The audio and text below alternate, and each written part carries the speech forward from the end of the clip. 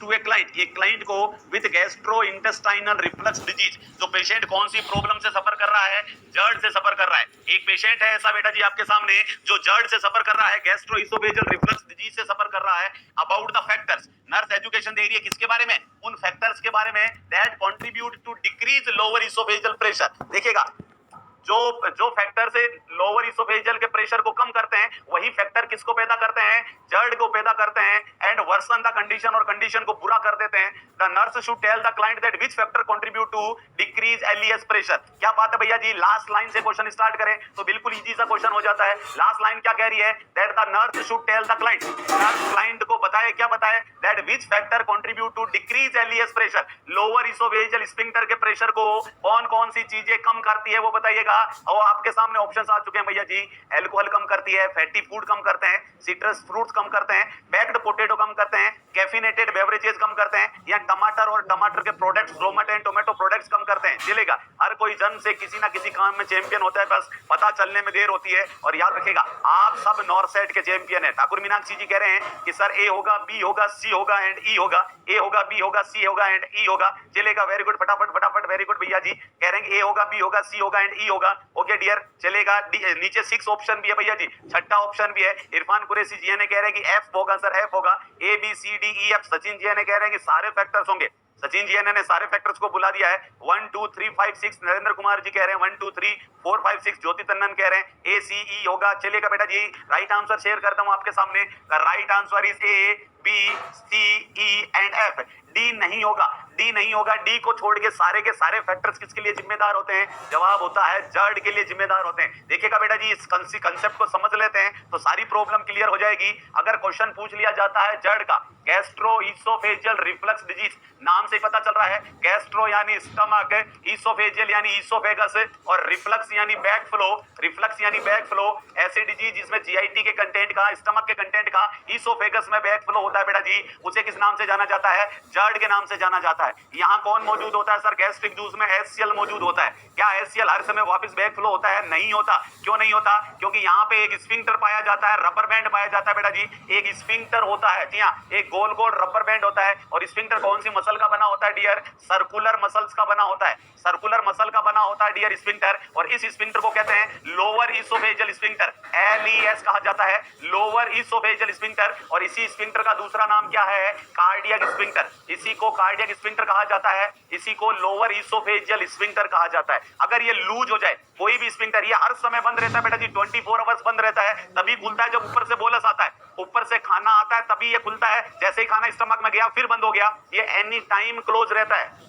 अब देखिएगा डियर, अगर ये इनकॉम्पिटेंट हो गया, लूज हो गया, लूजनिंग को क्या कहा जाता है, इनकॉम्पिटेंस कहा जाता है। अगर लोअर इसोफेजियल स्फिंक्टर का इनकॉम्पिटेंस हो गया, उसकी वजह से क्या होगा, अब एचसीएल को कोई रोक नहीं पाएगा, और एचसीएल का क्या हो जाएगा, रिगर्जिटेशन हो जाएगा। एचसीएल स्टमक से इसोफेगस में चला जाएगा, इसोफेगस को डैमेज कर देगा। जी हाँ, और उस प्रॉब्लम को जर्ड कहा जाएगा। केवल बैक फ्लो होना जर्ड नहीं है, बैक फ्लो होके स्फिंक्टर का डैमेज होना बेटा जी क्या कहलाता है, जर्ड कहलाता है। तो कौन सा मोस्ट कॉमन कोज हुआ, एग्जाम का पहला क्वेश्चन आपके आगे आपके सामने, अगर आपसे पूछे कि जर्ड का मोस्ट कॉमन कोज बोलेगा तो सर आपका जवाब होगा कि इस कार्डियक स्फिंक्टर का इनकॉम्पिटेंट हो जाना। या बोले तो दूसरा कारण क्या होगा, यह पहला कारण हो गया, और दूसरा कारण होगा इस कार्डियक स्फिंक्टर के प्रेशर का क्या हो जाना, डिक्रीज हो जाना। अगर किसी वजह से इसका प्रेशर कम हो जाता है, किस किस चीजों से प्रेशर कम होता है वो देखिएगा। कौन कौन सी चीजें हैं जो कार्डियक स्फिंक्टर के प्रेशर को कम करेगी, ये देखिएगा बेटा जी। 3 चीजें होती है। कुछ चीजें ऐसी होती है जो हमारी लाइफ स्टाइल से लेना देना होता है, कुछ आइटम ऐसे होते हैं जो ड्रग्स होती है और इसके स्फिंक्टर के प्रेशर को कम करती है, और कुछ चीजें ऐसी होती है जो फूड आइटम्स होते हैं और इसके प्रेशर को कम करते हैं। कौन कौन सी लाइफ स्टाइल से रिलेटेड चीजें हैं जो इसके प्रेशर को कम करेगी बेटा जी। लाइफ स्टाइल से रिलेटेड चीज आएगी सबसे पहले आपके सामने, एल्कोहल। अरे जी हाँ, दारू बोले तो दारू, एल्कोहल, एल्कोहल कार्डियक स्फिंक्टर के प्रेशर को कम करती है, और उस प्रेशर के कम होने से क्या होगा कि एचसीएल का रिगर्जिटेशन होगा। बिल्कुल सही कहा, बिल्कुल ठाकुर मीनाक्षी जी। सबसे पहली लाइफ स्टाइल में एल्कोहल होगा, और भैया मिराज होगी, मिराज। अरे भैया, नर्सिंग वालों का फेवरेट ब्रांड होगा, बिल्कुल मिराज होगी।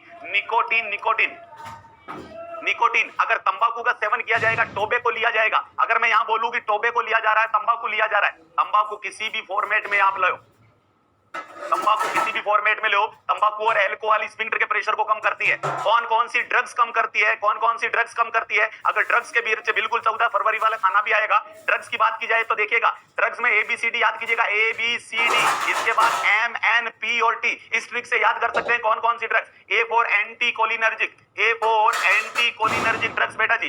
B for beta adrenergic blockers, beta adrenergic blockers, beta adrenergic blockers. C for calcium channel blockers, C for calcium channel blockers. D for diazepam, D for diazepam. M for morphine, M for morphine. N for nitroglycerin and non steroidal anti inflammatory drug. सबसे जरूरी ये वाली होती है P for progesterone. इसीलिए तो pregnancy में heart burn ज्यादा होता है। प्रेगनेंसी में हार्ट बर्न ज्यादा क्यों होता है? क्योंकि प्रेगनेंसी में प्रोजेस्टेरोन का लेवल बढ़ जाता है और प्रोजेस्टेरोन के लेवल बढ़ने की वजह से स्फिंक्टर लूज हो जाता है, एचसीएल का रीगर्जिटेशन होता है और उस वजह से क्या होता है बेटा जी, उस वजह से हार्ट बर्न होता है, जर्ड होने लग जाता है प्रेगनेंसी में। और देखिएगा टी फॉर क्या होगा, तो टी फॉर बेटा जी थियोफाइलिन, टी फॉर थियोफाइलिन। जी हाँ, थियोफाइलिन, ये कंसेप्ट भी याद रखेगा। थियोफाइलिन बेटा जी ब्रोंकोडाइलेटर। ये सारी ड्रग्स क्या करती है? ये सारी ड्रग्स जड़ करती है, ये सारी ड्रग्स जड़ करती है। अब एग्जामिनर क्वेश्चन कैसे पूछेगा आपसे? एग्जामिनर क्वेश्चन पूछता है बेटा जी कौन कौन सी मेडिसिन के साथ पीपीआई दिया जाता है, तो ये सारी दवाई यहाँ स्फिंक्टर को लूज कर देती है और लूज करके जड़ कर सकती है। इसलिए इन सब मेडिसिन के साथ क्या दिया जाता है? प्रोटोन पंप इनहिबिटर्स दिए जाते हैं बेटा। ओमाप्राजोल दिया जाता है, लेसिनोप्राजोल दिया जाता है, रेबिप्राजोल दिया जाता है। इन सब मेडिसिन के साथ पीपीआई दिया जाता है ताकि ये जड़ ना कर सके, एचसीएल की वजह से डैमेज ना हो। ओके ठीक है, बिल्कुल इतनी सारी है बेटा जी, याद कर लेना। A B C D M N P T, इसी अपनी ट्रिक पे बिठा लीजिएगा। दूसरा देखिएगा ये सारी ड्रग्स और क्या करेगी? ये सारी ड्रग्स एचसीएल के प्रोडक्शन को बढ़ाएगी, एचसीएल को इंक्रीज करेगी। उससे क्या हो जाएगा सर? उससे गैस्ट्राइटिस हो जाएगी, बिल्कुल सही कहा। उससे पेप्टिक अल्सर डिजीज हो जाएगी। अरे भैया तीन बीमारियां एक साथ क्लियर हो गई है। ये सारी दवाइयां गैस्ट्राइटिस करती है, ये सारी मेडिसिन पेप्टिक अल्सर डिजीज करती है और ये सारी मेडिसिन जड़ करती है, जड़ करती है। इसलिए इनको बिना डॉक्टर के प्रिस्क्रिप्शन के नहीं लेना है और अगर दी जाती है तो इसके साथ में एडजुवेंट के तौर पे कौन सी ड्रग दी जाती है? पीपीआई दी जाती है ताकि एचसीएल का सीक्रेशन ना हो और ये तीनों बीमारियां ना हो। ओके डियर, लास्ट में फूड आइटम्स। अरे भैया फूड आइटम्स अभी अभी गया होगा थोड़े टाइम पहले, अरे वैलेंटाइन डे वाला 14 फरवरी वाले खाने की बात कर रहा हूं। 14 फरवरी को जो भी बेटा जी एक पुरुष मित्र महिला मित्र को बाहर घुमाने लेके गया और जो जो फूड आइटम्स खिलाएगा, जो जो चीजें ऑफर करेगा वो सारी जड़ करने वाला है। लड़कियों गौर से सुन लो, अगर घूमने फिरने जाओ तो ये चीजें मत करना वरना जड़ हो जाएगा। क्या क्या चीजें देखेगा? सबसे पहला बंदा कहेगा कि चाय पी लो। दत्त तेरी की, आज कोई चाय पिलाता है क्या? स्टैंडर्ड वाली बात कर, चलो कॉफी पी लो। इस गर्मी में कौन कॉफी पिएगा? अच्छा कोल्ड ड्रिंक पी लो, कार्बोनेटेड बेवरेजेस, कोल्ड ड्रिंक पी लो, कार्बोनेटेड बेवरेजेस पी लो। नहीं कोल्ड ड्रिंक नहीं पीती, मैंने सुना है कि कोल्ड ड्रिंक पीने से बहुत सारे कॉम्प्लिकेशन हो जाते हैं। अच्छा जूस पी लो, जूस तो पियोगे ठीक है, कौन सा juice? Citrus juice P low. अरे मौसमी का जूस पी लो, कह रहे हैं कि ऑरेंज का पी लीजिएगा, लेमन जूस पी लीजिएगा। जी हाँ, टमाटर भी फ्रूट होता है बेटा जी, टोमेटो का सूप पी लीजिएगा, जूस पी लीजिएगा। कोई भी सिट्रस जूस याद रखेगा, चाय हुआ, कॉफी हुआ, कार्बोनेटेड बेवरेज हुआ और सिट्रस जूस हुआ। ये सिट्रस जूस किसके प्रोडक्शन को बढ़ाता है? ये सारी चीजें गैस्ट्राइटिस करती है, जड़ करती है और पेप्टिक अल्सर डिजीज करती है। अब खाने में देखेगा, खाने में कि नहीं भैया तुझे स्टैंडर्ड नहीं है, पता नहीं है कैसे क्या सेवा की जाती है, आप तो कुछ खाने के लिए मंगाइएगा। बिल्कुल सही है भैया, खाने के फूड आइटम्स की फरमाइश हो गई है। हाई फैटी फूड भैया, high fatty food, high fatty food जैसा कि बोला जाता है, हाई फैटी डाइट, ऐसी डाइट जिसमें फैट ज्यादा हो, यानी फास्ट फूड की बात कर रहा हूं भैया जी, फास्ट फूड की बात कर रहा हूं। अगर कोई देश होगा, अगर कोई दुनिया में ऐसा देश होगा जिसकी सारी नागरिक महिलाएं हो, बेटा जी मेरे पर्सनल विचार है, इसको अदरवाइज ना लें, अगर दुनिया में कोई एक ऐसा देश हो जिसकी सारी नागरिक फीमेल हो तो याद रखेगा उसका नेशनल फूड होगा पानी पतासी, उसका नेशनल फूड पानी पतासी होगा। फीमेल्स को बहुत ज्यादा पसंद होता है फास्ट फूड, तो फास्ट फूड यानी हाई फैटी डाइट हो गया। अरे हाई स्पाइसी, कम मिर्च मसाले वाला नहीं है, आज के दिन तो स्पाइसी माहौल है, स्पाइसी फूड की बात की जा रही है, स्पाइसी फूड। ये चीजें बेटा जी याद रखेगा, हाई फैटी डाइट और स्पाइसी डाइट, ये आगे जाके किसको पैदा कर सकती है? जड़ को पैदा कर सकती है, जड़ को पैदा कर सकती है और उसके साथ साथ आपके गैस्ट्राइटिस और पेप्टिक अल्सर डिजीज को पैदा कर सकती है। ओके डियर, चलेगा, इसलिए हमेशा ध्यान रखिएगा बेटा जी, ये सारी चीजें तीन बीमारियों में अवॉइड करनी है। एक डिजीज की बात नहीं कर रहा हूं, तीन डिजीज की बात कर रहा हूं। ये तीनों एचसीएल का प्रोडक्शन बढ़ाती है, कार्डियक स्फिंक्टर का प्रेशर कम करती है। So these all three factors causes, lifestyle drugs and food causes, जड़ and gastritis and peptic ulcer disease. तो इन तीनों ही कंडीशन में इनको अवॉइड करना होता है, हमेशा याद रखिएगा। चलेगा, तनु जी ने कह रहे हैं कि सर सैलाइवेशन होने लग गया है, बिल्कुल पुचका आ गया है, पानी पतासी आ गई है, गोलगप्पे आ गए हैं, बिल्कुल भैया जी चलेगा, शाबाश, वेरी गुड। लड़के भी खाते हैं सर, बिल्कुल बिल्कुल भाग्यश कुमारी जी, लड़के खाते हैं लेकिन वो थोड़ी मर्दान की दिखाने के लिए चुपके चुपके खाते हैं। चलेगा, लड़कों का भी देश बनेगा तो भी पानी पतासे का नंबर आ जाएगा, लेकिन फिर लड़कों के देश में तो नेशनल फूड भैया जी पानी पतासे नहीं होगी। हाँ भैया जी मैं समझ गया क्या इशारा कर रहा हूँ, आप समझ गए होंगे, ये नेशनल ड्रिंक होगी वहां की। तो लड़के तो इतने खराब होते हैं, इतने बदमाश होते हैं। चलिएगा, दूध से होता है क्या सर? दूध से भी हो सकता है बेटा जी, बिल्कुल हो सकता है, याद रखेगा। Milk at night time, milk at bed time से हो सकता सकता है, बाकी नहीं हो सकता। मिड एट बेड टाइम से हो सकता है। ओके डियर बेटा जी, अब आप समझ गए होंगे। अब क्वेश्चन की तरफ मूव करते देखिएगा। अब क्वेश्चन को गौर से देखिएगा। अब क्वेश्चन को गौर से देखिएगा कि कौन कौन सी चीजें हैं। अब क्वेश्चन क्या कह रहा है बेटा जी, समझिएगा। सबसे पहले जो अगर जड़ कब पैदा होगा, अगर कोई चीज एलईएस के प्रेशर को डिक्रीज कर देगी तो एलईएस काम नहीं करेगा और पेशेंट को क्या डेवलप हो जाएगा, जड़ डेवलप हो जाएगा। एलईएस को कौन कौन कम करेगी बताइएगा। क्या एल्कोहल करेगी क्या? यस सर, ये तो लाइफस्टाइल वाली बात आ गई। क्या फैटी फूड करेगा? जी हां सर, ये तो 14 फरवरी वाला खाना आ गया, ये भी 14 जनवरी वाला जूस आ गया। बैग्ड पोटैटो नहीं करेगी सर, बैग्ड पोटैटो नहीं करेगी। कोल्ड ड्रिंक्स करेगी क्या? कैफिनेटेड बेवरेज कॉफी करेगी क्या? बिल्कुल करेगी सर। और टमाटर प्रोडक्ट्स करेंगे क्या? बिल्कुल करेंगे। अब आप आराम से बता सकते हैं कि कौन सी चीज गैस्ट्राइटिस करती है, कौन सी जड़ करती है और कौन सी पेप्टिक अल्सर डिजीज करती है। जबरदस्त बात है भैया जी, क्या बात है, शाबाश शाबाश। अगला क्वेश्चन क्या कह रहा है देखिएगा। नेक्स्ट क्वेश्चन क्या कह रहा है, चलिएगा इस क्वेश्चन का जवाब देने की कोशिश कीजिएगा। बहुत सोच समझ के जवाब देने की क्या बात है कि सर महिला मित्र की बात मत किया करो, याद आती है। मनोज देवाला कह रहा है, अरे भैया याद आती है तो भीत से बचीट खा लो, अगर याद आती है तो दीवार से बचीट खा लो, याद मिट जाएगी। भैया और याद मिटाने का कोई तरीका नहीं है, दीवार के पास जाओ और धड़ाम से बचीट खा लो, चलिएगा सारी यादें मिट जाएगी। ओके डियर, अभी आपका लक्ष्य नॉर सेट है भैया जी, इसका मतलब आप सीरियस नहीं है। अगर आप नॉर सेट के लिए सीरियस हैं तो याद रखिएगा, महिला मित्र, पुरुष मित्र, cricket, hockey, football, movie, game, ये खाना पीना, सोना नहाना, सारी चीजें बेमानी है भैया जी। आपका अल्टीमेट ट्रीटमेंट है, आपका अल्टीमेट गोल इस समय नॉर सेट है। आपको अर्जुन को, अरे भैया अर्जुन को मछली नहीं दिख रही थी, अर्जुन को मछली की आंख दिख रही थी। आपको अर्जुन बनना है, आपको अर्जुन बनना है। आपका मछली की आंख बोले तो नॉर सेट पे निशाना लगाना है। कंसेप्ट क्लियर कीजिएगा बेटा जी, वेरी गुड वेरी गुड। आगे मूव करते हैं, अगला क्वेश्चन क्या कह रहा है देखिएगा। नर्स डिटरमाइंस, नर्स क्या डिटरमाइन करती है, क्या डिसाइड करती है, that the client with gastroesophageal reflux, ये गैस्ट्रोइसोफेजियल रिफ्लक्स डिजीज है, उसको फर्दर टीचिंग देनी है बेटा जी। इस प्रकार के बहुत क्वेश्चन आते हैं, फर्दर टीचिंग देनी है। अच्छा, मैं आपको एक टॉपिक मैंने आपको पढ़ाया और अब मुझे लग रहा है कि मुझे और पढ़ाना चाहिए। और कब पढ़ाऊंगा? जब आपके कंसेप्ट क्लियर नहीं होगा या आप मुझे गलत आंसर देंगे। अगर कोई गलत स्टेटमेंट होता है तो फर्दर टीचिंग दी जाती है।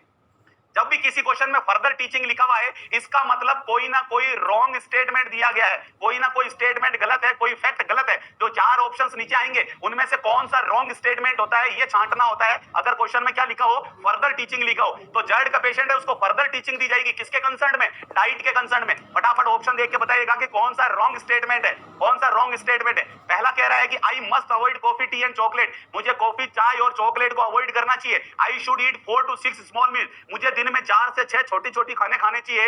It is important that I drink extra meal during meal, it is important that I drink extra fluid during meal, कि खाने के साथ मुझे एक्स्ट्रा फ्लूइड लेना चाहिए। And I need to avoid snacking for 2 to 3 hours before bed time, सोने से 2 से 3 घंटे पहले मुझे खाना नहीं खाना है। जवाब आने दीजिएगा, राइट आंसर क्या होगा? ए होगा सर, बी होगा सर, सी होगा? ज्योति तन्नन कह रहे हैं कि डी होगा, कि सोने से 2 से 3 घंटे पहले खाना नहीं खाना है। चलेगा, देखते हैं कि राइट आंसर क्या होगा। जी हाँ भैया जी, राइट आंसर होगा डी और C. The right answer is C, the right answer is C. और सबसे पहले राइट आंसर दिया है सुनीता यादव ने। बेटा जी Sunita ji, proud of you, proud of you. Right answer भैया जी सुनीता ने दिया है and the right answer is C, तीसरा राइट आंसर है। अरे तीसरा राइट आंसर क्यों है ये भी देखिएगा, ये भी गौर से देखिएगा, इधर देखिएगा। चलेगा, आपके सामने जड़ के कॉजेस डिस्कस किए थे, आपके सामने जड़ के कॉजेस डिस्कस किए बेटा जी, गैस्ट्रोइसोफेजियल रिफ्लक्स डिजीज के कॉजेस डिस्कस किए। पहला कॉज क्या डिस्कस किया? Incompetence of lower oesophageal sphincter. दूसरा क्या किया गया? Decrease LES pressure, decrease LES pressure, lower oesophageal sphincter का प्रेशर कम हो जाना। तीसरा देखिएगा बेटा जी, तीसरा क्या होगा? Increased abdominal pressure, increased abdominal pressure. अगर किसी वजह से एब्डोमिनल प्रेशर बढ़ जाता है, ये देखिएगा, ये इसोफेगस है भैया जी और ये स्टमक है। ये कौन सी कैविटी में होता है? ये थोरेसिक कैविटी में होती है। और ये कौन सी कैविटी में होता है? एब्डोमिनल कैविटी में होती है। अगर एब्डोमिनल कैविटी का प्रेशर बढ़ेगा, इधर देखिएगा, नॉर्मली एब्डोमिनल कैविटी का प्रेशर कितना होता है? इंट्रा एब्डोमिनल प्रेशर नॉर्मली कितना होता है भैया जी? 5 से 7 mm of Hg। The normal intra abdominal pressure is 5 to 7 mm of Hg। और याद रखिएगा, ये एलईएस लोअर इसोफेजियल स्फिंक्टर का प्रेशर कितना होगा? वही बात आ गई, 20 से 25 mm of Hg। Normal lower oesophageal sphincter का प्रेशर, लोअर इसोफेजियल स्फिंक्टर का नॉर्मल प्रेशर होता है आपके 20 से 25 mm ऑफ Hg। और एब्डोमिनल कैविटी का नॉर्मल प्रेशर कितना होता है? 5 से 7। जी हाँ, अगर मोटे लोग होंगे तो उनमें, ओबेस लोगों में प्रेशर थोड़ा बढ़ जाएगा, 9 हो जाएगा, 10 हो जाएगा। बाकी नॉर्मल हेल्थी इंसान में ये होता है। अब देखिएगा डियर, अगर एलईएस लूज नहीं हो रहा है, अगर किसी वजह से एलईएस की इनकॉम्पिटेंस नहीं हुई, हमने कहा कि इनकॉम्पिटेंस भी नहीं हुई, ठीक बात है। हमने कहा कि एलईएस का प्रेशर भी कम नहीं हुआ, ठीक बात है। लेकिन अगर हम इसे अगर भैया 5 से 7 है, अगर मैं इसे 50 से 70 कर दूं, अगर एब्डोमिनल कैविटी का प्रेशर 50 से 70 कर दूं, तो ये 20 से 25 उसके सामने कम पड़ जाएगा और मजबूरी में इसे ओपन होना पड़ेगा। चीजों का क्या हो जाएगा, रीगर्जिटेशन हो जाएगा। एब्डोमिनल कैविटी का प्रेशर अगर हद से ज्यादा बढ़ जाता है, बढ़ के कितना हो जाना चाहिए, बढ़ के बेटा इरफान कुरैशी जी ने 100 mm ऑफ एचजी से ऊपर जाना पर होगा भैया जी, वो तो एक्लेजिया कार्डिया होगा बेटा जी। Irfan Qureshi 100 mm of Hg से ऊपर जाने पे तो एक्लेजिया कार्डिया होगा बेटा जी, एक्लेजिया कार्डिया होगा। इधर देखिएगा, अगर ये प्रेशर 20 से 25 से ऊपर चला गया, मान लीजिए 50 से 70 हो गया, तो अब चीजों का रीगर्जिटेशन हो जाएगा और बंदे को जड़ हो जाएगा। अच्छा सर, ये प्रेशर कब कब बढ़ता है, एब्डोमिनल कैविटी का प्रेशर कब कब बढ़ जाता है भैया जी? अगर इंसान थोड़े अच्छे खासे खाते पीते परिवार से हो, बोले तो ओबेसिटी, याद रखेगा मोटापा। अगर फीमेल प्रेग्नेंट है, जी हाँ, प्रेगनेंसी के अंदर एब्डोमिनल कैविटी का प्रेशर बढ़ सकता है। अगर एब्डोमिनल कैविटी में कोई ट्यूमर आ गया है, जी हाँ, एब्डोमिनल ट्यूमर है तो प्रेशर बढ़ सकता है। अगर बोला जाए बेटा जी कि पेशेंट को असाइटिस हो गई है, पेरिटोनियल कैविटी में फ्लूइड भर गया है, तो एब्डोमिनल कैविटी का प्रेशर बढ़ सकता है। अगर इंसान ने 5.5 किलो दाल बाटी चूरमा ठूस लिया है, हैवी मील खा लिया भैया जी, अगर 5.5 किलो दाल बाटी चूरमा खा लिया है, यानी जबरदस्त हैवी मील ले ली है, तो हैवी मील के केस में भी बढ़ जाएगा। अगर इंसान ने वल्सेल्वा अप्लाई किया, वल्सेल्वा अप्लाई कर रहा है, एब्डोमिनल कैविटी का प्रेशर बढ़ जाएगा। और जितेंद्र वाले कपड़े भैया जी, जितेंद्र वाले कपड़े बोले तो टाइट क्लोथिंग, आप सभी जानते हैं कि मूवीज एक्टर था जितेंद्र कपूर, अगर जितेंद्र कपूर की तरह टाइट कपड़े पहने, इन सब वजह से एब्डोमिनल कैविटी का प्रेशर क्या हो सकता है, बढ़ सकता है, बिल्कुल एब्डोमिनल कैविटी का बढ़ सकता है। इसलिए कभी भी याद रखेगा, ये सारी चीजें नहीं करनी चाहिए, सारी चीजें अवॉइड करनी चाहिए। अब आप क्वेश्चन की तरफ मूव कीजिएगा, दूसरा देखिएगा बेटा जी, अगर ये इंसान है इस पोजीशन में, सिटिंग पोजीशन में, पोजीशन का इफेक्ट देखिएगा, दो पोजीशन बना देता हूं, ये इसोफेगस होगी और ये स्टमक होगा। ये पेशेंट कौन सी पोजीशन में है सर? ये पेशेंट तो सेमी फाउलर पोजीशन में है। एक पेशेंट दूसरा भी आपके सामने बना देता हूं, चलेगा? आज टेक्निकल टीम थोड़ी मुरझाई सी लग रही है। इधर देखिएगा, अगर एक पेशेंट को ऐसा सीधा लेटा दिया जाए, तो यहाँ क्या होगा कि यहाँ स्टमक होगा और यहाँ इसोफेगस होगा, दोनों एक ही लाइन में आ जाएंगे, ये सुपाइन पोजीशन हो जाएगी। जड़ कब ज्यादा होगा ये बताइएगा? जड़ कब होगा? जब खाना इधर से इधर ज्यादा जाएगा, ए कंडीशन में खाने के रिगर्जिटेशन ज्यादा होगा, या बी कंडीशन में? सर बी कंडीशन में ज्यादा होगा, यानी खाना खाने के तुरंत बाद लेटना नहीं चाहिए। खाना खाने के तुरंत बाद लेटना नहीं चाहिए। खाना खाने के तुरंत बाद लेटेंगे तो एब्डोमिनल कैविटी में प्रेशर बढ़ा हुआ, इस वजह से खाने का रिगर्जिटेशन हो जाएगा। खाना खाने के कितनी देर तक नहीं लेटना चाहिए? 2 to 3 आवर्स तक नहीं लेटना चाहिए। सोने से 3 घंटे पहले खाना खा दो। अगर आपने खाना खा लिया और लेटे नहीं है, तो 3 घंटे में क्या होगा? सारा खाना इंटेस्टाइन में चला जाएगा। अरे सारा खाना स्टमक से निकल के 3 आवर्स में, जी हाँ, 3 आवर्स में सारा खाना स्टमक से निकल के इंटेस्टाइन में चली जाएगी। स्टमक क्या बोलेगा? स्टमक बोलेगा डम डम डीगा डीगा, मौसम भीगा भीगा। स्टमक बिल्कुल खाली हो जाएगा भैया, और उसके बाद रिगर्जिटेशन की कोई भी संभावना नहीं है। इसलिए खाना खाने के 2 to 3 आवर्स में आपको लेटना नहीं है, नेवर। अब कंसेप्ट गौर से देखेगा, अगर पेशेंट को, अब देखिएगा बेटा जी, राइट आंसर क्या होगा? हमने क्या पूछा है कि फर्दर टीचिंग, यानी रॉन्ग स्टेटमेंट कौन सा है? रॉन्ग स्टेटमेंट कौन सा है वो पूछा है। पेशेंट पहला क्या कह रहा है कि मैं आई must avoid coffee tea and chocolate, मुझे चाय कॉफी और चॉकलेट छोड़ देनी चाहिए। अच्छे बच्चे की बातें कर रहा है, बिल्कुल सही बात कर रहा है। I should eat 4 to 6 small meal, यानी एक साथ देखिएगा, यूजुअली हम क्या करते हैं, अरे भैया सुबह 5 किलो खा लेते हैं और रात को सोने से पहले 8 किलो चेप लेते हैं। ये सही पैटर्न नहीं होता है। इसी 13 किलो को हम दिन में 1 2 3 4 5 6 बार खाएं, 2 किलो खाएं, 2 2 2 2 और 2, तो भैया जी देखिएगा 6 बार में स्मॉल डाइट खाइए। ऐसा खाने से एब्डोमिनल कैविटी का प्रेशर बढ़ता है, ऐसा खाने से एब्डोमिनल कैविटी का प्रेशर नहीं बढ़ता। सो राइट आंसर क्या होगा? बिल्कुल सही कह रहे हैं कि स्मॉल डाइट कितनी, 5 to 6 मील्स, दिन में 5 से 6 मील होनी चाहिए। लेकिन पहली शर्त देखिएगा, स्मॉल मील होनी चाहिए। पूरा बोलिएगा जब पेशेंट को एजुकेशन दो, पूरा बोलिएगा बेटा जी जब पेशेंट को एजुकेशन दो कि भैया 5 से 6 मील खानी है, लेकिन स्मॉल खानी है। ऐसा नहीं है कि पेशेंट जब 8 बजे रात को 8 किलो खाना खाता है तो पूरे दिन भर 6 बार 8 किलो खाना खा जाए, ऐसा नहीं करना। स्मॉल होनी चाहिए, स्मॉल होनी चाहिए, और बेटा जी 5 to 6 मील होनी चाहिए। अगला, इट इज इंपॉर्टेंट, अगला क्या कह रहा है देखिएगा, इट इज, ये बिल्कुल सही बात कह रहा है, it is important that I drink, मुझे पीना है एक्स्ट्रा फ्लूइड ड्यूरिंग मील। अरे भैया खाना खा रहे हैं, यहाँ पे आपने खाना खाया, अगर ऊपर से आप एक्स्ट्रा पानी पिएंगे, अगर पानी पिएंगे तो बताइए प्रेशर कम होगा या प्रेशर बढ़ जाएगा? सर प्रेशर बढ़ जाएगा, और प्रेशर बढ़ जाएगा तो क्या हो जाएगा? जड़ हो जाएगा। कभी भी खाने के दौरान पानी का सेवन नहीं करना है। जड़ के पेशेंट को क्या करना है? जड़ के पेशेंट को कभी भी खाना खाने के दौरान पानी का सेवन नहीं करना है, एक्स्ट्रा फ्लूइड नहीं लेना। हाँ, अगर खाना खाते दौरान ऐसे हिचकी आ रही है, याद रखिएगा, हिकअप्स आ रहे हैं, तो एक दो सिप पानी ले लेना है, अदरवाइज उस पेशेंट उस बंदे को खाने के दौरान पानी नहीं पीना है, हमेशा याद रखिएगा, चलेगा। ये बहुत सारी प्रॉब्लम क्रिएट कर रहा है उन लोगों के लिए जो हर सैटरडे नाइट को थोड़ा पेक लगा लेते हैं, साथ में कुछ चकना वकना भी होता है भैया, उनके लिए बहुत दिक्कत वाली बीमारी हो जाती है जड़। पहली बात, अल्कोहल का सेवन नहीं करना, साथ ही साथ तले भुने चकने नहीं खाने हैं, और खा रहे हैं तो साथ में पीना नहीं है, उनके लिए जबरदस्त प्रॉब्लम हो जाती है। ओके डियर, लास्ट क्या कह रहा है, बिल्कुल सही कह रहा है, आई नीड टू अवॉइड करना है मुझे क्या, स्नैक्स यानी छोटी मोटी चीजें अवॉइड करनी है खाने की 2 to 3 hours before bed time, बिल्कुल सही कह रहे हैं भैया जी। और बेड टाइम को कहा जाता है रिटायरिंग टाइम, रिटायरिंग कहा जाता है बेटा जी, याद रखेगा। अरे पूरे दिन आपने काम किया और अब आप रात को रिटायरमेंट लेके सो रहे हैं, सोना मतलब रिटायरमेंट हो गया उस दिन का, बिल्कुल सही, क्या बात है, चलेगा। सर ये हिचकी क्यों आती है भैया जी, मंजू कुमारी जी कह रही है, भैया जी ये डायफ्राम के कॉन्ट्रैक्शन की वजह से आती है मंजू जी, डायफ्राम के एबनॉर्मल कॉन्ट्रैक्शन की वजह से हिचकी आती है, हिकअप्स आती है, जो आप समझ रहे हैं कि कोई याद कर रहा होगा उस वजह से नहीं आती है, चलेगा, उस वजह से नहीं आती है, कोई याद नहीं कर रहा होता है, ये बस चलेगा। वेरी गुड वेरी गुड, आगे मूव करते हैं बेटा जी। अगला क्वेश्चन क्या कह रहा है, जबरदस्त क्वेश्चन आ गया। So the right answer is 3, एक कंसेप्ट का पचीट उठा दिया हमने। अगला क्वेश्चन भी जड़ का है, टेक्निकल टीम ने टॉपिक वाइज कर दिया भैया जी क्वेश्चंस को, टेक्निकल टीम के लिए एक सल्यूट तो बनता है, टेक्निकल टीम के लिए एक सल्यूट तो बनता है, उन्होंने बिल्कुल टॉपिक वाइज कर दिए। जड़ का क्वेश्चन, जड़ का क्वेश्चन, जड़ का क्वेश्चन, पूरे जड़ का पोस्टमार्टम हो जाएगा, इसी तरह एक एक टॉपिक का पोस्टमार्टम हो जाएगा। Very good very good. Sir ऐसा बोलते हैं कि कोई याद करना है करता है तब आती है, हो सकता है भैया याद करते समय हो जाती हो, बिल्कुल। अगला देखेगा, A client with जड़ complains of chest discomfort that feels like heartburn।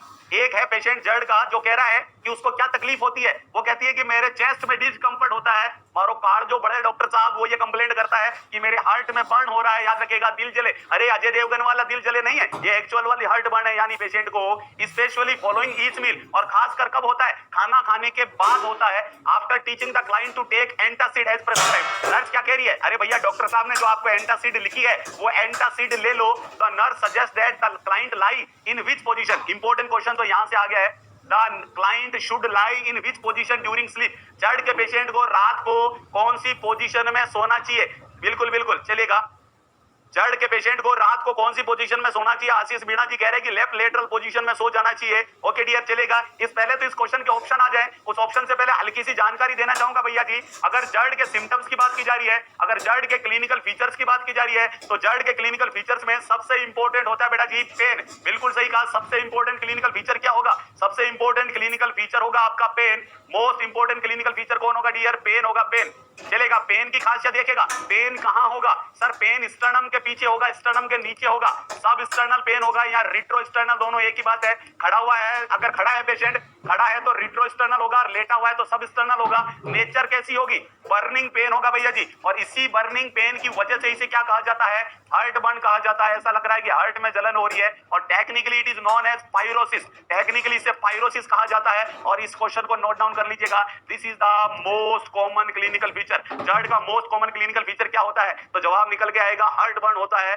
Pyrosis होता है बेटा जी, और खाना खाने के बाद बढ़ जाता है। अब ऑप्शंस की तरफ मूव करते हैं, अब ऑप्शंस की तरफ मूव करते हैं। देखिएगा क्या कह रहा है क्वेश्चन आपसे, क्वेश्चन कह रहा है कौन सी पोजीशन दे दी जाएगी, फटाफट बोलेगा।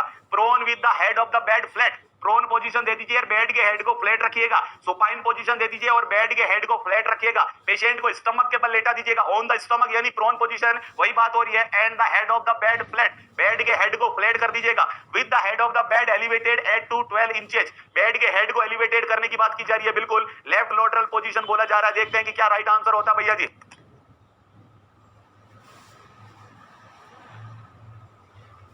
डी होगा, डी होगा, डी होगा, बिल्कुल सही पकड़े हो भैया, बिल्कुल सही पकड़े हो। निशा लकड़ा जी जी कह रहे हैं कि डी होगा, राजूलाल जी कह रहे हैं कि डी होगा, शाबाश भैया जी, बिल्कुल सही पकड़े हो भैया। The right answer is D, the right answer is D, बिल्कुल सही है। याद रखिएगा पहले भी बताया गया था, और पवन धाकड़ साहब ने सबसे पहले राइट आंसर दिया है, बिल्कुल सही कहा। पेशेंट का हेड एंड एलिवेटेड होना चाहिए। अगर पोजीशन के बारे में पूछ ले तो आपका जवाब क्या होगा कि हेड एंड एलिवेटेड बेड होना चाहिए, head and elevated, head and elevated position रखनी चाहिए बेटा जी। अगर ये पेशेंट का बेड है, अगर ये पेशेंट का बेड है बेटा जी, फ्लैट बेड है, तो आपको पेशेंट को इस पोजीशन में नहीं लेटाना है, आपको पेशेंट को इस पोजीशन में लेटाना है कि उसके बेड के इस किनारे को, इस बेड के इस किनारे को ऊपर उठा दीजिएगा। जी हाँ, बेड के इस किनारे को ऊपर उठा देना बेटा जी, ऐसे देखिएगा, ये ऐसे इस पोजीशन में लेटा देना। थोड़ा ज्यादा हो गया, थोड़ा ज्यादा हाई हो गया, कितना लौटाना बेटा जी, इधर देखिएगा तो क्वेश्चन क्या निकल के आएगा। यहां लगाने हैं 6 to 8 ब्लॉक्स, इस हेड के किनारे पे कितने ब्लॉक्स लगाने हैं? 6 से 8 ब्लॉक लगाने बेटा जी। कितने डिग्री की बात हो रही है? 30 डिग्री, 30 डिग्री, 30 डिग्री।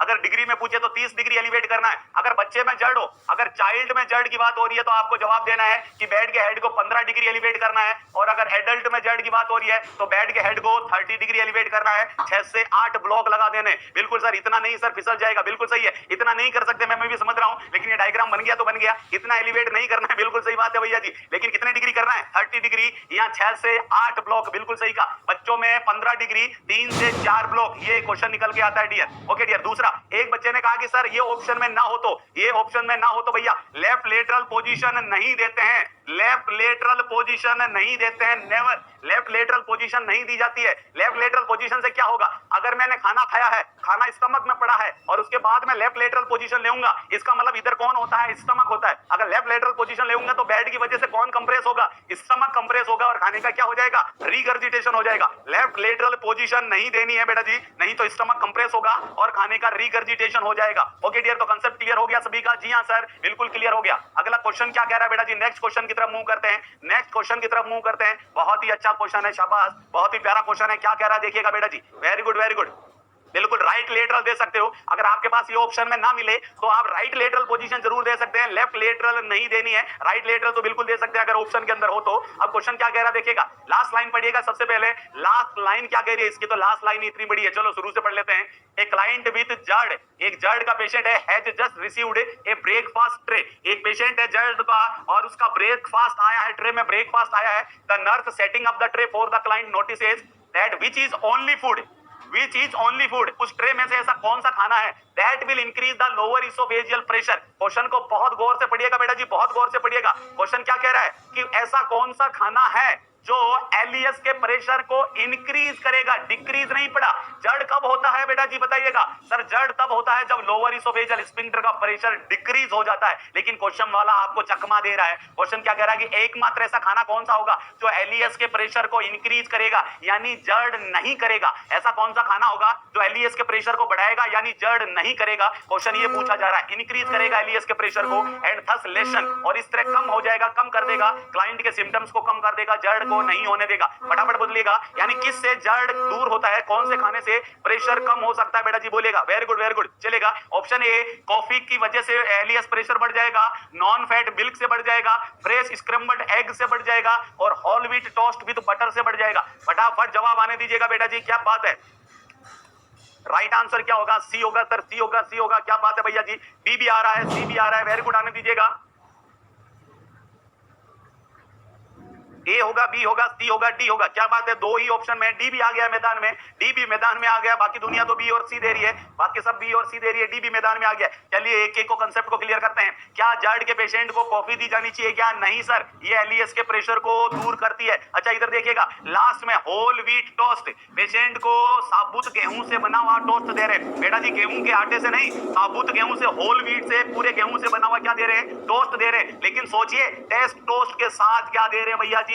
बटर दे रहे हैं, यानी क्या दे रहे हैं? फैट दे रहे हैं। और थोड़ी देर पहले ही तो बताया था कि फैटी डाइट से जड़ होता है, फैटी डाइट से तो जड़ होता है। यहाँ पेशेंट को बटर दिया जा रहा है, इससे तो जड़ होगा भैया, ये प्रेशर को नहीं बढ़ाएगी, याद रखेगा। इधर देखिएगा, fresh scrambled egg, fresh scrambled egg यानी ऐसे एग जो फ्राइड हैं, ऐसे एग जो फ्राइड हैं, फ्राई किए हैं तो किसमें फ्राई किए होंगे? डाइट की कैटेगरी में आएगी। और ये नहीं दे सकते, दोनों ही नहीं दे सकते, कॉफी भी नहीं दे सकते। ऑप्शन में देखिएगा, दूध भी तो नहीं दे सकते सर, आपने कहा था रात के समय मिल्क नहीं देना है, लेकिन क्यों नहीं देना? क्योंकि उसमें फैट भी होती है और यहाँ दूध की फैट को निकाल दिया गया है, नॉन फैटी मिल्क कर दिया गया है बेटा जी। याद रखेगा कि फैट में से क्या कर दिया गया है कि मिल्क में से फैट निकाल दी गई है, नॉन फैटी मिल्क हो गया। अब आप इसे दे सकते हैं। और फ्रेश स्क्रैम्बल्ड एग में अरे खूब सारे स्पाइस डाले होते हैं, मिर्च मसाले डाले होते हैं, ये स्पाइसी डाइट होगी, ये फैटी डाइट होगी।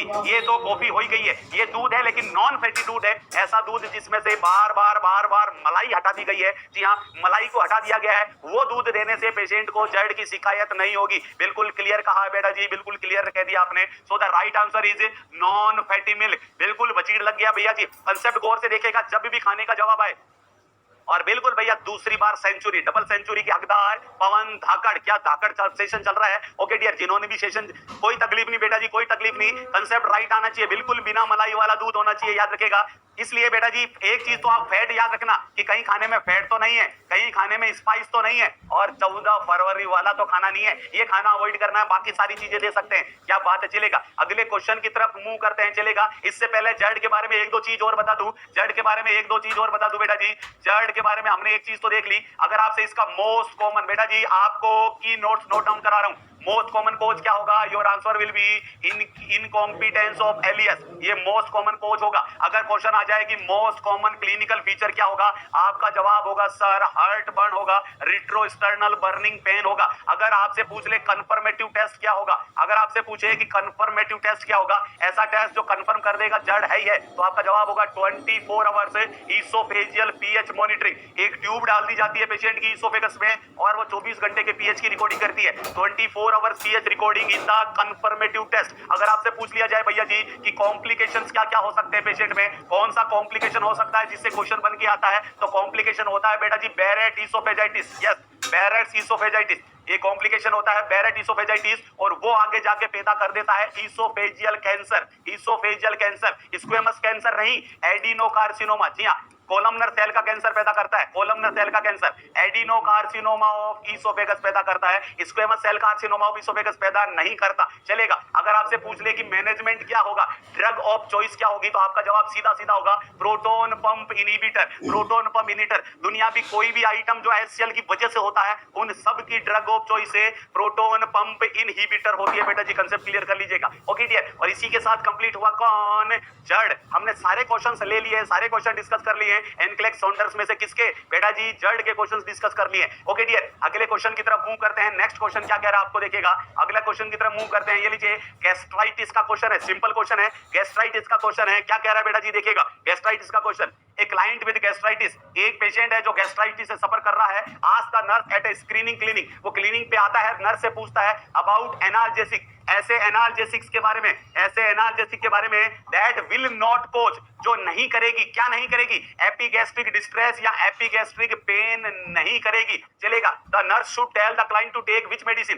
कौन सी एनाल्जेसिक है जो गैस्ट्राइटिस नहीं करती? देखिएगा ऑप्शंस बाद में आएंगे आपके सामने। एस्प्रिन तो करती है बेटा जी, एस्प्रिन तो करती है। देखिएगा सिंपल सा कंसेप्ट होता है, व्हाट इज गैस्ट्राइटिस, अगर क्वेश्चन पूछे व्हाट इज गैस्ट्राइटिस, ये सिंपल सी बात होगी, ये स्टमक होगा, ये स्टमक की दीवार होगी, अंदर की तरफ कौन होगी सर? इनरमोस्ट लेयर होगी स्टमक की, म्यूकोजा, ये होगी स्टमक की mucosa. Mucosa is the innermost layer of stomach wall. इस म्यूकोजा का अगर इन्फ्लेमेशन हो जाता है, that condition is known as a gastritis. Gastritis के क्या क्या कोजेज हो सकते हैं देखिएगा। सर स्टमक में हर समय कौन रहता है? स्टमक में हर समय रहता है एचसीएल। एचसीएल हर समय इस म्यूकोजा का वजीर बुलाना चाहता है, लेकिन क्यों नहीं बुला पाता? क्योंकि इसके ऊपर किसकी लेयर रहती है? म्यूकस की। याद रखेगा, एक गम जैसा मटेरियल होता है, चिपचिपा मटेरियल होता है, और उस चिपचिपे मटेरियल को क्या कहा जाता है? उसे कहा जाता है म्यूकस। इस म्यूकस में कौन होता है? इस म्यूकस में होता है प्रोस्टाग्लैंडिन। इस म्यूकस में होता है बेटा जी प्रोस्टाग्लैंडिन। इस म्यूकस में प्रोस्टाग्लैंडिन होता है, और आर्टिफिशियल प्रोस्टाग्लैंडिन को किस नाम से जानते हैं? मीजोप्रोस्टोल के नाम से जानते हैं। इसीलिए अगर किसी को अल्सर है और म्यूकस की कमी से, तो उसे प्रोस्टाग्लैंडिन देते हैं, और आर्टिफिशियल प्रोस्टाग्लैंडिन क्या कहलाएगा? मीजोप्रोस्टोल। ये म्यूकस क्या करता है बेटा जी? एचसीएल को इस दीवार के कांटेक्ट में नहीं आने देता और गैस्ट्राइटिस नहीं होने देता। तो गैस्ट्राइटिस कब होगी? जब म्यूकस डिक्रीज हो जाएगा। पहला कंसेप्ट है, जब म्यूकस डिक्रीज हो जाएगा या हद से ज्यादा कौन बढ़ जाएगा? एचसीएल का सीक्रेशन बढ़ जाएगा। इन दो कंडीशन से क्या हो सकता है? गैस्ट्राइटिस हो सकता है। म्यूकस की कमी से, गैस्ट्रिक म्यूकस की कमी से, and hyper secretion of HCL की वजह से पेशेंट को क्या होगा डियर? गैस्ट्राइटिस होगा। ये कंसेप्ट याद रखिएगा। ओके डियर, अब देखिएगा क्वेश्चन क्या निकल गया था कि एचसीएल का हाइपर सीक्रेशन किससे होगा? दोबारा बताने की जरूरत ही नहीं पड़ेगी, तीन ही वर्ड लिखूंगा। लाइफस्टाइल से होगा, मतलब अल्कोहल और स्मोकिंग से होगा। ड्रग से होगा, इसका मतलब ABCDMNPT ड्रग से होगा। और फूड आइटम से होगा, इसका मतलब 14 फरवरी वाले फूड आइटम से होगा। इन सब की वजह से एचसीएल का हाइपर सीक्रेशन होगा और पेशेंट को क्या हो जाएगा? गैस्ट्राइटिस हो जाएगा। ये कंसेप्ट क्लियर कर लीजिएगा। गैस्ट्राइटिस में चलिएगा कोच आगे, गैस्ट्राइटिस का क्लिनिकल फीचर क्या होगा? गैस्ट्राइटिस में क्लिनिकल फीचर क्या होगा? वही बात होगी बेटा जी, ये स्टमक है हमारा, ये स्टमक है, म्यूकस हट गया। अगर जहां जहां म्यूकस नहीं रहेगा, यहां म्यूकस, यहां म्यूकस, यहां म्यूकस, यहां म्यूकस, यहां म्यूकस ही नहीं है। अगर म्यूकस नहीं है तो कौन कौन दीवार के पास चला जाएगा, एचसीएल चला जाएगा, दीवार को डैमेज कर देगा और पेशेंट को पेन होगा। कैसा पेन होगा भैया, ये पेन भी कैसा होगा, बर्निंग पेन होगा, क्योंकि एचसीएल है, एसिड से जल रहा है, इसलिए बर्निंग पेन होगा। लोकेशन क्या होगी बेटा जी, लोकेशन क्या होगी, कितने रीजन्स पाए जाते हैं एब्डोमिनल कैविटी में, सर एब्डोमिनल कैविटी के 9 रीजन्स होते हैं, एब्डोमिनल कैविटी के 9 रीजन्स होते हैं और यहाँ पाया जाता है हमारा स्टमक, यस यहाँ स्टमक पाया जाता है। इस एरिया को कहते हैं एपिगैस्ट्रियम। दिस रीजन, इस अपर सेंटर वाले एरिया को क्या कहा जाता है, एपिगैस्ट्रियम कहा जाता है। टोटल 9 रीजन्स होते हैं एब्डोमिनल कैविटी के और इन 9 रीजन्स में अपर सेंटर वाला क्या कहलाता है, एपिगैस्ट्रियम। यहाँ होती है सबसे ज्यादा चांसेस क्या होने की, गैस्ट्राइटिस होने की। तो पेशेंट को कौन सा पेन होगा, एपिगैस्ट्रिक पेन होगा। बिल्कुल भैया जी, कौन सा पेन होगा, एपिगैस्ट्रिक पेन होगा। सीमा सेनी बेटा हार्ट बर्न नहीं होगा, हार्ट बर्न नहीं होगा, कंसेप्ट याद कर लीजिएगा। यही तो बताना चाह रहा था बेटा जी। अगर एक ह्यूमन बॉडी आपके सामने बना दी है, ये बना दिया है डियर डायफ्राम, बिल्कुल सही कहा। यहाँ कौन मौजूद होगा, ईसोफेगस, किसमें आके खुल गया, स्टमक में। याद रखिएगा बेटा जी, हार्ट बर्न का मतलब ईसोफेगस में होने वाले बर्निंग पेन को हार्ट बर्न कहा जाता है। कौन सी कैविटी की निशानी है, थोरेसिक कैविटी में होने वाले दर्द की निशानी है बेटा जी, याद रखिएगा। जबकि यहां अगर पेन होगा, ये एपिगैस्ट्रिक पेन होगा और ये एब्डोमिनल कैविटी की प्रॉब्लम है। थोरेसिक कैविटी, याद रखिएगा, ईसोफेगस में कोई भी प्रॉब्लम हो, एब्डोमिनल कैविटी का कोई भी लेना देना नहीं होगा। कौन सी कैविटी का लेना देना होगा, थोरेसिक कैविटी का लेना देना होगा। हमेशा याद रखिएगा डियर, हार्ट बर्न का मतलब ईसोफेगस की जलन है, हार्ट की जलन नहीं है, नहीं है, नहीं है। ओके डियर, तो समझ में आ गया होगा बेटा जी। मोस्ट कॉमन क्लिनिकल फीचर अगर आपसे पूछे, मोस्ट कॉमन क्लिनिकल फीचर अगर आपसे पूछे किसका, गैस्ट्राइटिस का, आपका जवाब होगा most common clinical feature will be, most common clinical feature will be बेटा जी epigastric burning pain. Burning pain होगा एपिगैस्ट्रियम में। अब पता टेस्ट पूछ ले कि कंफर्मेटिव टेस्ट क्या होगा, गैस्ट्राइटिस का कंफर्मेटिव टेस्ट क्या होगा, ये बताइएगा। चलेगा सर, कंफर्मेटिव टेस्ट भी देख लेते हैं। ये ईसोफेगस होगा, ये स्टमक होगा और यहाँ पे सारी म्यूकोजा टकाटक रहेगी, बिल्कुल अच्छी म्यूकोजा रहेगी। और इस जगह की म्यूकोजा डैमेज्ड हो गई है, किसकी वजह से, अल्सरेशन की वजह से। यहाँ अल्सर हो गया है, पता चल गया है, यहाँ अल्सर हो गए, यहाँ इन्फ्लामेशन हो गया है। कैसे पता चलेगा सर, जब हम क्या करेंगे, अरे खुद अंदर घुस के देखेंगे। और खुद अंदर घुसना यानी बोले तो एंडोस्कोपी। अगर आपसे पूछ ले कि कंफर्मेटिव टेस्ट ऑफ गैस्ट्राइटिस क्या होगा, your answer will B endoscopy. बिल्कुल सही जा रहे हो भैया, भी एंडोस्कोपी होगी। जितना ज्यादा, दो प्रकार के गैस्ट्राइटिस होते हैं बेटा जी। पहला होता है एक्यूट गैस्ट्राइटिस और दूसरा होता है क्रोनिक गैस्ट्राइटिस, दूसरा होता है क्रोनिक गैस्ट्राइटिस। एक्यूट गैस्ट्राइटिस में एक बार हल्की सी एपिथेलियम डैमेज होगी, लेकिन क्रोनिक गैस्ट्राइटिस में क्या होगा, क्रोनिक गैस्ट्राइटिस में क्या होगा बेटा जी, देखिएगा, क्रोनिक गैस्ट्राइटिस में बार बार अटैक होगा और बार बार कौन डैमेज हो जाएगी, जी हां, म्यूकोजा डैमेज हो जाएगी। ऑलमोस्ट सारी म्यूकोजा का बचीड़ बुला दिया जाएगा। कौन सी प्रॉब्लम में, क्रोनिक गैस्ट्राइटिस में सारी म्यूकोजा ही डैमेज हो जाएगी। याद रखिएगा, major mucosa damage. Chronic gastritis का मतलब होता है मेजर म्यूकोजा डैमेज, पूरी म्यूकोजा का ही डैमेज हो जाना। और अगर मेजर म्यूकोजा डैमेज हो जाएगी तो कौन सी सेल भी खत्म हो जाएगी सर, पैराइटल सेल भी खत्म हो जाएगी। पैराइटल सेल कितनी चीजें बनाती है, दो चीज बनाती है सर, कौन कौन सी, एक तो बनाती है एचसीएल और एक बनाती है इंट्रिंसिक फैक्टर, जो विटामिन बी12 एब्जॉर्प्शन में काम आता है, विटामिन बी12 के एब्जॉर्प्शन में काम आता है। कौन काम आता है, इंट्रिंसिक फैक्टर काम में आता है बेटा जी। अगर किसी पेशेंट को क्या हो गया है, अगर किसी पेशेंट को क्रोनिक गैस्ट्राइटिस है, then major mucosa damage, parietal cell का भी damage, there will be no production of intrinsic factor, no production of HCl. तो पेशेंट को कंडीशन हो जाएगी एक्लोरहाइड्रिया। एक्लोरहाइड्रिया का मतलब एचसीएल की डेफिशिएंसी हो जाना, deficiency of HCl is known as achlorhydria. और साथ ही साथ इंट्रिंसिक फैक्टर की कमी हो जाएगी, विटामिन बी12 का एब्जॉर्प्शन नहीं होगा, विटामिन बी12 की कमी हो जाएगी। कौन सा एनीमिया हो जाएगा, पर्नीशियस एनीमिया हो जाएगा। जी हां, पर्नीशियस एनीमिया हो जाएगा। इसका मतलब क्रोनिक गैस्ट्राइटिस के पेशेंट को लाइफ लॉन्ग, जिंदगी भर कौन सा विटामिन देना पड़ेगा, विटामिन बी12 देना पड़ेगा, जिसे कहते हैं साइनोकोबालामिन। साइनोकोबालामिन के इंजेक्शन लगाने पड़ेंगे जिंदगी भर, नहीं तो क्या हो जाएगा पेशेंट में, पर्नीशियस एनीमिया हो जाएगा। लाइफ लॉन्ग साइनोकोबालामिन के इंजेक्शन लगवाने पड़ेंगे बेटा जी। बिल्कुल सही कहा, बिल्कुल जबरदस्त तरीके से आपने समझ लिया है।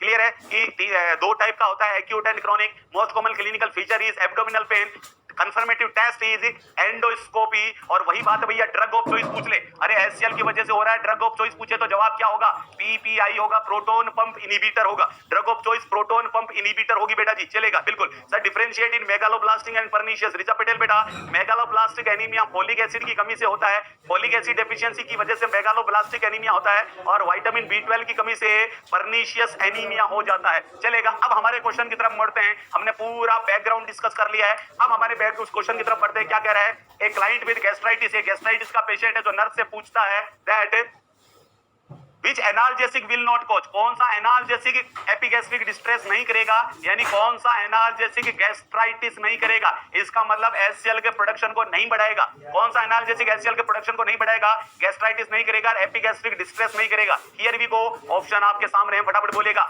एस्प्रिन नहीं करेगा, नेप्रोक्सोन नहीं करेगा, आइबुप्रोफेन नहीं करेगा, या एसिटामिनोफेन नहीं करेगा। जवाब आने दीजिएगा बेटा जी, फटाफट जवाब आने दीजिएगा कि राइट आंसर क्या होगा, क्या बात है, चलेगा। शाबाश भैया जी, शाबाश, very good very good very good.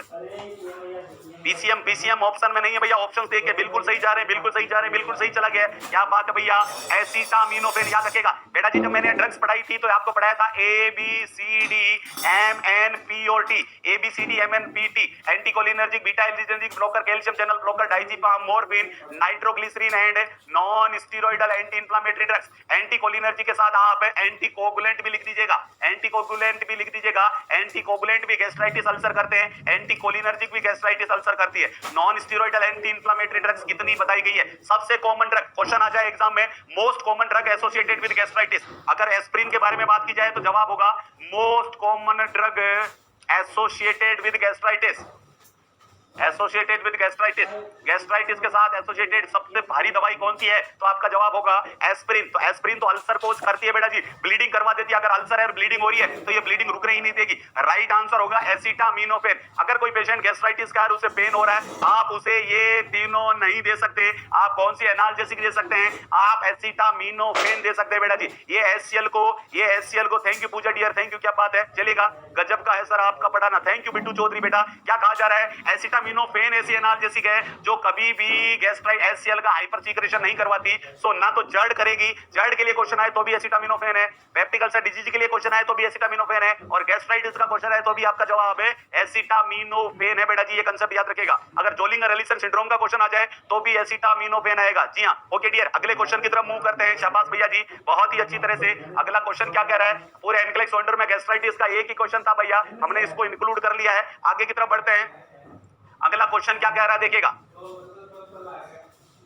Next question क्या कह रहा है, चलेगा। दूसरा क्वेश्चन समझाने से पहले एक चीज मैं आपको एक्सप्लेन कर दूं जहां से ये क्वेश्चन क्रिएट किया गया है। ये देखेगा, ये पेशेंट का स्टमक होगा, बिल्कुल सर। इसके बाद क्या होगी सर, इसके बाद स्मॉल इंटेस्टाइन होगी, स्टमक के बाद स्मॉल इंटेस्टाइन होगी। सपोज कीजिएगा कि ये आपका स्टमक है dear, this is stomach, yes, and the whole part is better known as a small intestine बोला जाएगा। स्मॉल इंटेस्टाइन के कितने पार्ट होते हैं, 3 पार्ट होते हैं। सी शेप पार्ट कहलाता है डियोडिनम, दैट इज डियोडिनम। सेकंड पार्ट कहलाता हमारा जेजुनम, जेजुनम, और लास्ट पार्ट क्या कहलाएगा जो सबसे लंबा होता है, दैट इज इलियम। ये 3 पार्ट पाए जाते हैं। अगर स्टमक की म्यूकोजा का इन्फ्लेमेशन हो जाए, स्टमक की म्यूकोजा का इन्फ्लेमेशन हो जाए तो बीमारी क्या कहलाएगी सर, गैस्ट्राइटिस कहलाएगी, गैस्ट्राइटिस कहलाएगी। और अगर इंटेस्टाइन का इन्फ्लेमेशन हो जाए तो बीमारी क्या कहलाएगी सर, एंटेराइटिस कहलाएगी, एंटेराइटिस। बेटा जी डिजीज का नाम देखिएगा, स्टमक का इन्फ्लेमेशन होना क्या कहलाता है, गैस्ट्राइटिस कहलाता है। स्मॉल इंटेस्टाइन की म्यूकोजा का इन्फ्लेमेशन होना एंटेराइटिस कहलाता है। यहाँ कौन सा स्फिंक्टर पाया जाता है बताइएगा फटाफट,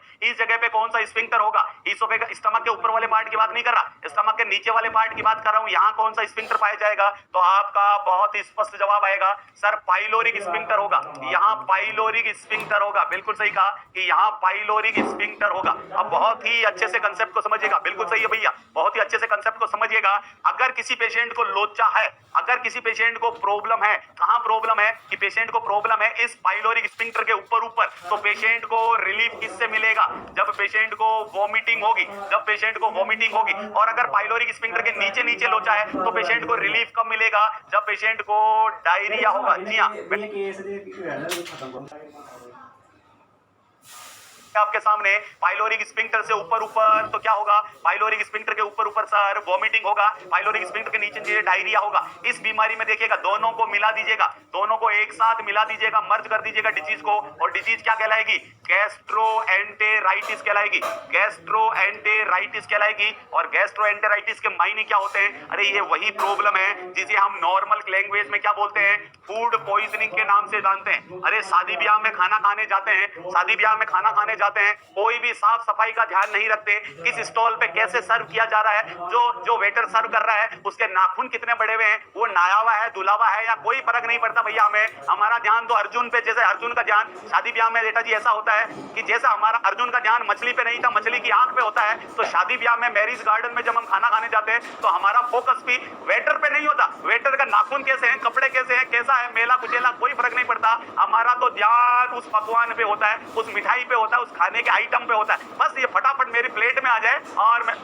बड़ी सी डकार लेके तरफ हो जाऊं भैया जी, सेटिस्फाइड हो जाऊं। बिल्कुल सही कहा भैया जी, ऐसा ध्यान रहता है। तो उस कंडीशन में जब आप अनहाइजेनिक फूड खाते हैं तो उस फूड में एक बैक्टीरिया होता है and that bacteria is known as staphylococcus aureus. उस बैक्टीरिया को स्टेफाइलोकोकस ओरियस कहा जाता है और ये स्टेफाइलोकोकस ओरियस क्या करता है, गैस्ट्रोएंटेराइटिस फूड पॉइजनिंग कर देता है। एग्जामिनर इस क्वेश्चन को पलटी देके उल्टे तरीके से पूछता है, what is the most common cause, what is the most common cause of a gastroenteritis, then your answer will be staphylococcus aureus। most common clinical feature क्या होंगे, most common clinical feature, चीज चिल्ली पर chilli sir अब तो नहीं जीमना है, बिल्कुल गोलगप्पे पर होता है बोटुलिज्म। बोटुलिज्म तो बहुत सीवियर फॉर्म हो जाती है बेटा, बोटुलिज्म तो बहुत सीवियर फॉर्म हो जाती है। अब नाम ले दिया है तो सर आने तो सर, ओके डियर चलेगा। इधर देखिएगा बेटा जी, मोस्ट कॉमन अगर क्लिनिकल फीचर बोला जाए, मोस्ट कॉमन क्लिनिकल फीचर तो आपका जवाब होगा नोजिया, वॉमिटिंग, और उसके बाद क्या होगा, पेशेंट को डायरिया होगा। इसका मतलब एक चीज तो क्लियर हो गई है कि अगर आपसे पूछे कि क्या प्रॉब्लम्स होगी तो सीधी सीधी बात है कि पेशेंट को डिहाइड्रेशन होगा, क्योंकि भैया दोनों द्वार खुल चुके हैं। जी हाँ, दोनों द्वार खुल चुके हैं तो क्या होगा, पेशेंट को डिहाइड्रेशन होगा। ऊपर से भी बरसात, नीचे से तो बाढ़ आ गई है, दोनों ही केस हो गए हैं तो क्या होगा, डिहाइड्रेशन होगा। The patient will suffer from dehydration. अब नेम ले दिया तो चलेगा बेटुल, बिल्कुल बेटा जी। आपका सबसे प्रायोरिटी एक्शन क्या होगा, रिहाइड्रेशन। प्रायोरिटी एक्शन पूछा जाए, अगर आपका प्रायोरिटी एक्शन पूछा जाए तो आपका सीधा सा जवाब होगा रिहाइड्रेशन। पेशेंट को रिहाइड्रेट करना, फ्लूइड की पूर्ति करना प्रायोरिटी एक्शन होगा बेटा जी। कौन सी दवाई दी जाएगी, कौन सी मेडिसिन दी जाएगी, कौन सी मेडिसिन दी जाएगी, सर बैक्टीरिया की वजह से हो रहा है तो एक एंटीबायोटिक दी जाएगी। जी हाँ, कौन सी एंटीबायोटिक देना पसंद करेंगे, मेट्रोनिडाजोल। मेट्रोनिडाजोल ठोक दो सर, और मेट्रोनिडाजोल इस बैक्टीरिया का बजीड़ बुला देगी, और बैक्टीरिया का बजीड़ बुलाने से क्या होगा, हमारी जो फूड पॉइजनिंग है, गैस्ट्रोएंटेराइटिस है, वो ट्रीट हो जाएगी, काफी हद तक कंट्रोल हो जाएगा। लेकिन बेटा जी सबसे जरूरी क्या होता है, रिहाइड्रेशन होता है। अरे जो कमी हो गई है पानी की उसकी पूर्ति करना होता है। अब क्वेश्चन की तरफ बढ़िएगा कि क्वेश्चन क्या कह रहा है। क्वेश्चन क्या कह रहा है बेटा जी, एक गैस्ट्रोएंटेराइटिस का पेशेंट है जिसको नोजिया वोमिटिंग हो रही थी, जिसको नोजिया वोमिटिंग हो रही है। इमेजिन कीजिएगा, ए client with gastroenteritis has not ingested, जिसने नहीं खाया है एनी फूड और लिक्विड फॉर 4 इयर्स, 4 घंटे से ना कुछ खाया है ना कुछ पिया है, लगता है किसी से लड़ाई करके आया है। After 2 episodes of nausea vomiting, अरे 2 बार उल्टी हुई उसको, 2 बार उल्टी हुई और वो तो सर पकड़ के बैठ गया और 4 घंटे तक रूसा रहा, मुंह फुला के उसने 4 घंटे तक ना कुछ खाया ना कुछ पिया। ओके डियर, अगला क्या कह रहा है, what will the nurse offer the client initially. देखिएगा क्वेश्चन का राज यहां छुपा है। What will the nurse offer, nurse patient को क्या ऑफर करेगी इनिशियली, सबसे पहले क्या ऑफर करेगी, दैट शी और he is no longer nauseated, कि उसको नोजिया फील ना हो, कि वो ज्यादा समय तक नोजिएटेड ना रहे। कौन सी चीज ऑफर करेगी, आपके सामने ऑप्शंस आ गए हैं, कौन सी चीज ऑफर करेगी बेटा जी बताइएगा। टोस्ट ऑफर करेगी, जिलेटिन ऑफर करेगी, ड्राई सीरियल यानी सूखे अनाज करेगी बेटा जी, दालें करेगी, या जिंजर एले करेगी। जिंजर एले का मतलब क्या होता है कि अदरक का घोल, बिल्कुल सही कहा, अरे अदरक का घोल। ऑन्डेंसेट्रॉन मेडिसिन का क्वेश्चन नहीं है, फार्मा का क्वेश्चन नहीं है भैया जी, यहाँ तो न्यूट्रिशन की बात हो रही है। मेट्रोनिडाजोल इज बहुत एक्शन होते हैं बेटा जी, बहुत एक्शन होते हैं। एंटीबायोटिक एक्शन भी है, एंटी प्रोटोजोल एक्शन था।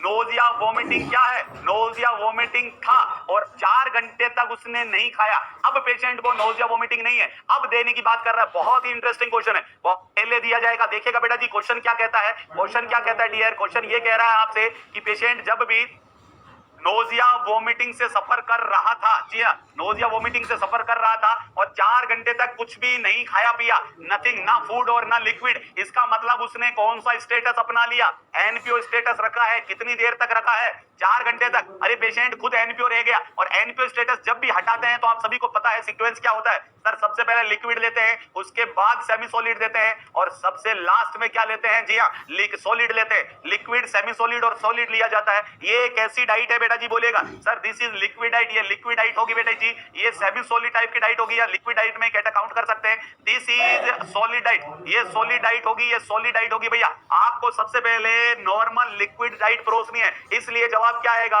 आपका जवाब जिंगर एल आएगा। अगर सुनिएगा, अगर क्वेश्चन लिखा क्या आता कि प्रिवेंशन हो, अगर क्वेश्चन लिखा आता कि रोजाना हो रही है, अगर क्वेश्चन इस प्रकार आता, अगर क्वेश्चन इस प्रकार होता बेटा जी कि डेली मॉर्निंग में नोजिया वोमिटिंग हो रहा है,